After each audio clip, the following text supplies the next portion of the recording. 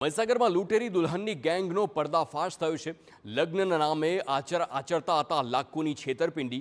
3 આરોપીઓએ ગાંધીનગરના યુવક સાથે ઠગાઈ પણ કરી હતી। ખોટા લગ્ન કરીને આરોપીઓએ દાગીના અને રોકડાની પણ લૂંટ કરી। 11 લાખથી વધુની લૂંટ ચલાવીને આરોપીઓ ફરાર થયા। પોલીસે ટોળકીના 7 શખ્સો સામે ફરિયાદ પણ નોંધી છે। 3 શખ્સોની ધરપકડ કરી અન્ય આરોપીઓને શોધવાની કવાયત પણ હાથ ધરી છે। મહત્વનું છે કે આરોપીઓએ ગાંધીનગરના યુવકને લગ્નની લાલચ આપીને 5 લાખ રોકડા પોતાના બેંક એકાઉન્ટમાં ટ્રાન્સફર કરાવ્યા હતા। સાથે જ 6 લાખના સોના ચાંદીના દાગીના પણ લીધા હતા। લૂંટેરી દુલ્હનના ખોટા દસ્તાવેજો બતાવી આરોપીએ ફરિયાદી યુવકને વિશ્વાસમાં લીધો અને જ્યારે લગ્ન પછી મંદિરે જવાની વારી આવી કે 5 આરોપીઓની ટોળકી ફરાર થઈ ગઈ। સમગ્ર મામલે પોલીસે 3 આરોપીઓની ધરપકડ કરી છે અને અન્યને પકડવાની કાર્યવાહી પણ હાથ ધરી।